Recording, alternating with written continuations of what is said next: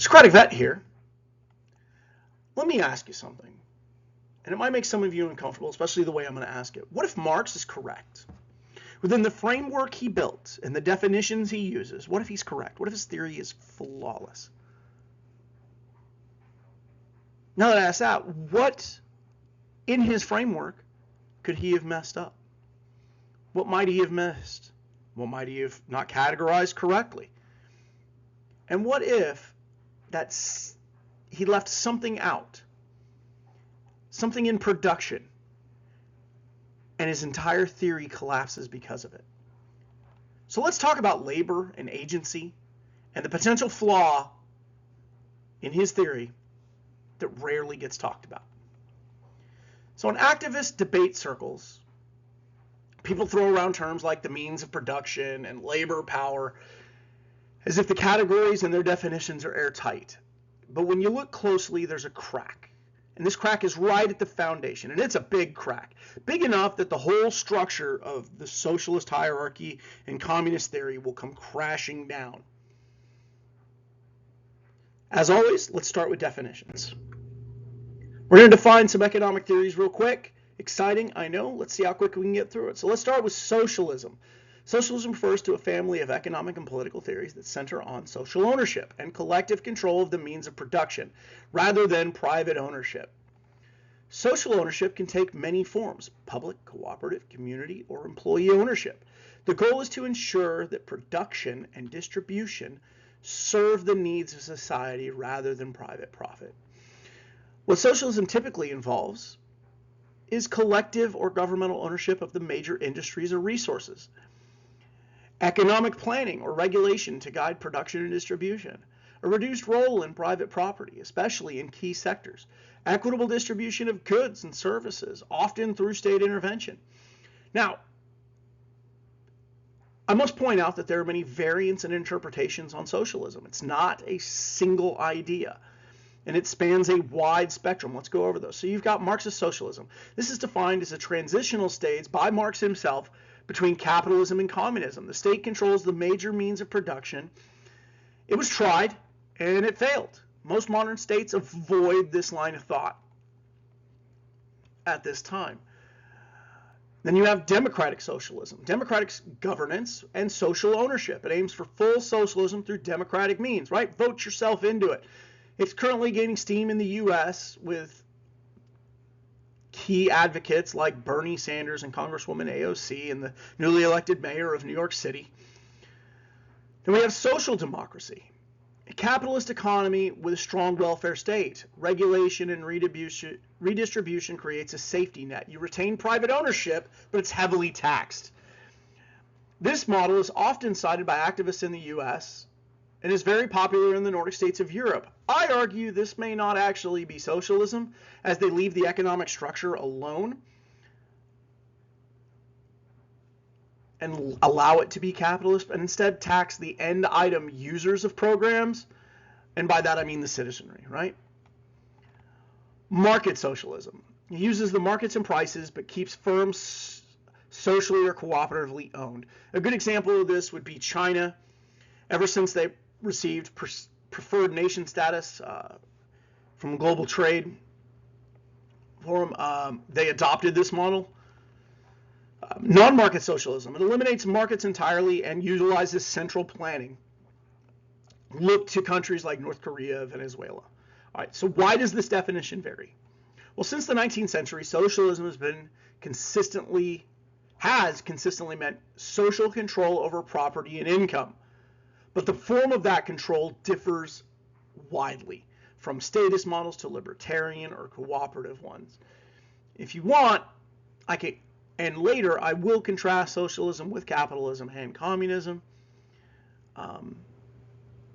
Real quick, I'm going to go into, and later I will also go into how modern activists use terms differently from classical theorists. Okay, so let's go into communism. Marxist communism is the final, fully developed stage of Marxist historical theory, right? So after Marxist socialism, you get his version of communism, which is a stateless, classless, moneyless society in which all means of production are held in common and social coordination.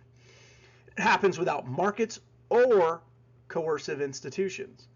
Marxist communism is the end state of Marxist theory of history. It emerges after capitalism and after socialism, once class divisions have been abolished and the state has withered away.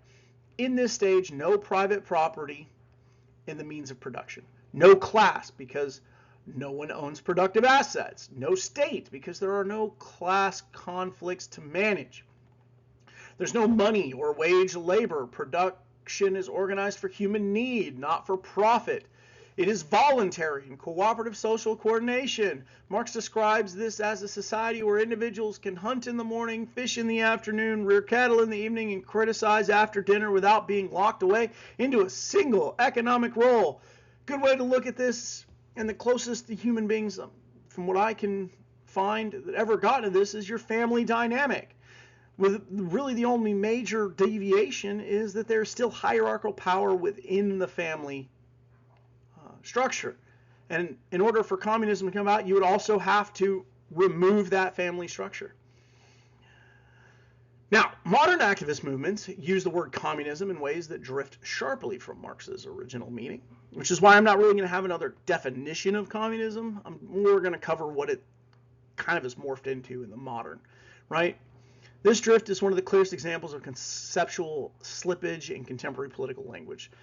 So let's break down how the term is used today and how it diverges from Marx, and why the drift matters. So communism is more of a cultural label than an economic system in the modern discourse, right? Modern activists use communism as a symbol of anti-capitalism, a marker of radical solidarity, or as a general vibe of resistance. It has become shorthand for rejecting corporate power, rejecting wealth inequality, rejecting traditional hierarchies. This is not Marxist communism. It is a cultural identity, not a theory of stateless, classless, moneyless society. Communism is hyperbole or a meme. Online activist spaces frequently use communism jokingly, eat the rich, aesthetically, hammer and sickle emojis, or as a meme for radical egalitarianism. This usage has no connection to Marx's historical materialism. It ignores the transitional role of socialism entirely and treats communism as a mood rather than a system. It's symbolic, not structural. In some activist circles, communism is reframed to deal with intersectionality, identity politics, anti-colonial theory, or critical race frameworks. Here, communism becomes a metaphor for dismantling all forms of oppression, not a specific economic end state. This is neo-Marxist reinterpretation, not Marxism. Let's move on to capitalism. Capitalism is an economic system in which the means of production are privately owned and operated for the benefit of the user. And economic activity is coordinated through markets rather than central planning. It has 5 key elements. 1, private property. Individuals or firms own the land, the factories, tools, technology, and capital. Ownership includes the right to use, sell, or invest these assets. Number 2, markets and prices. Prices emerge from supply and demand. Markets allocate resources, labor, and goods without a central authority. Number 3, a profit motive. Firms seek profit. This drives innovation, efficiency, competition. Losses signal inefficiency and push resources elsewhere. Number 4, wage labor. Workers sell their labor in exchange for wages. Labor is treated as a market commodity. Number 5, competition. Multiple firms compete to offer better products, lower prices, or new innovations. Competition disciplines firms and rewards efficiency. What capitalism is not. It is not synonymous with no government. It is not inherently tied to democracy or authoritarianism. It is not a moral philosophy. It is an economic structure that can coexist with many political systems. As I mentioned above, right? One of the aspects of socialism uses a capitalist economic engine to feed it. Most real-world capitalist countries have regulations, social safety nets, public goods, mixed economies. Pure laissez-faire capitalism has never existed anywhere on earth. Let me say that again. Pure capitalism has never existed. Why? Because in order to protect the populace from overreach, there is always some sort of government regulation. Now, in modern times, has that become more prevalent? Absolutely. But historically, local towns, cities would always place limits on industry. All right, definition complete. Let's move on. All right, let's start with the basics, right? In classical Marxism, you've got three buckets, right?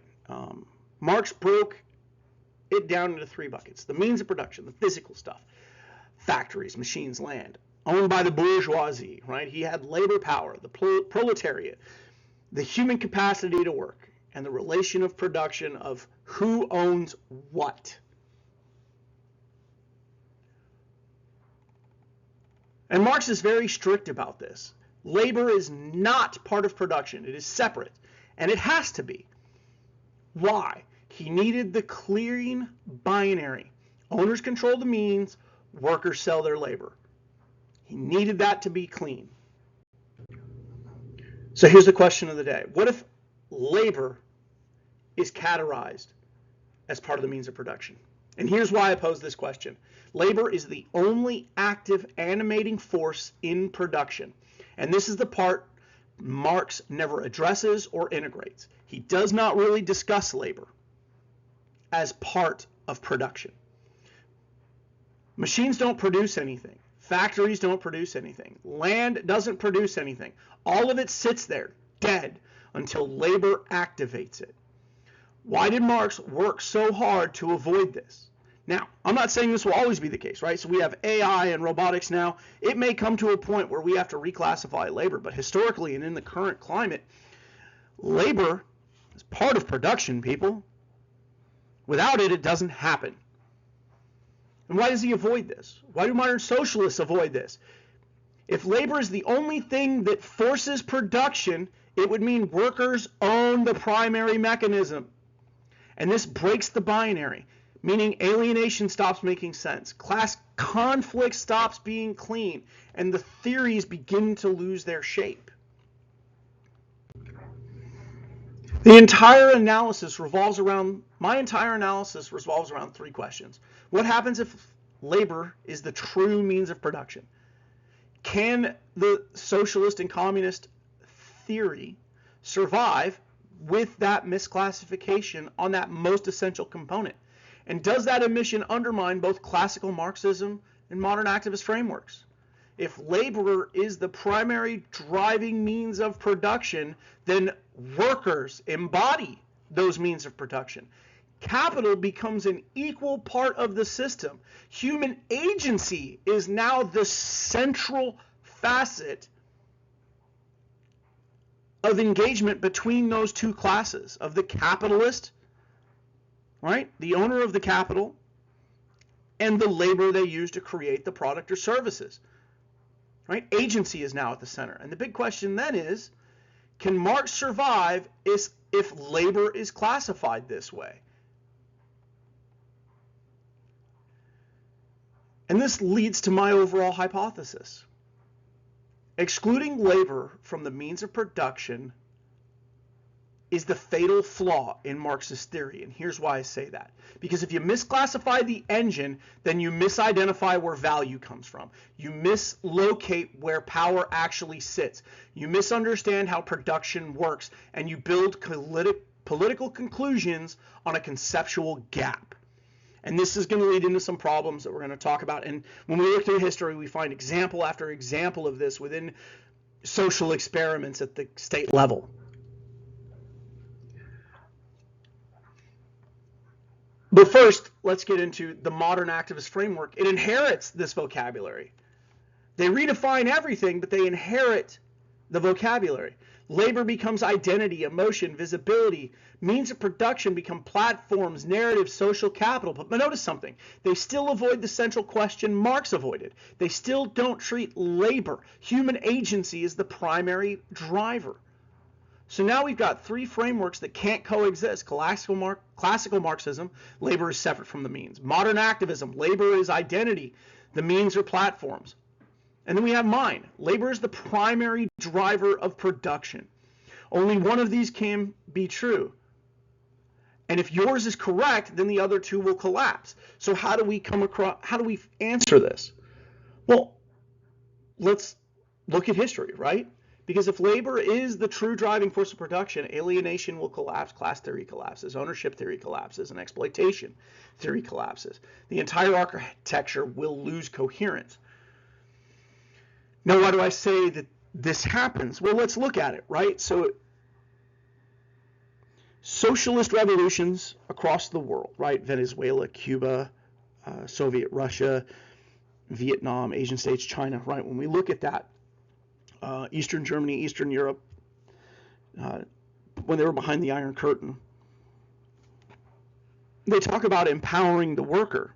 Well, the problem is when you don't have those market drivers and you don't treat the laborer as part of the means of production that you have to engage with and offer them something they deem valuable enough to do certain types of work, what do these systems always end up doing? Forcing it. They force people into specific avenues of work.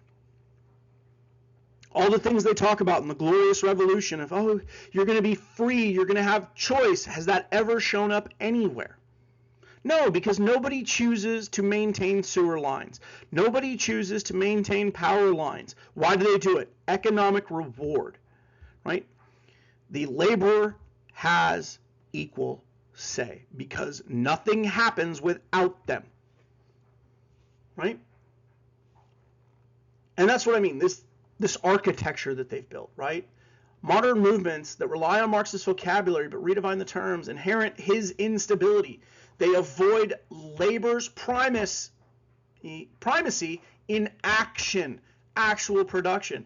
They treat agency as secondary or non-existent, or they say, well, under the capitalist system, you can't choose. No. I can choose. I'm not under force of death. Now, are my choices great? No, but that's the fallacy of a child. Anybody who's been an adult for anything more than a couple of minutes, especially some of my veterans out there, sometimes I have two bad choices. My job is to determine what the best choice is, and the best choice may not be good. I have a choice between a turd sandwich and just a turd. You know what? I'm going to take the bread because at least that'll break up the taste a little bit briefly. And they refuse to accept that sometimes it is just going to be a bad choice. That is the nature of life. What is the best choice? So here's my final question I'm going to impart you with. Can a theory survive if it misclassifies a foundational truth? And this doesn't just apply to the subject I've taken today. This applies to a lot of things. If I have a theory and I misclassify something foundational, will it hold water? In regards to today, if labor is the engine and labor is the means, then any theory that excludes that truth is built on sand. I would like to thank you for watching. Please subscribe, leave a comment down below, and offer any topics you think I should dive into. May your curiosity last and your desire to seek truth grow. Socratic Vet, out.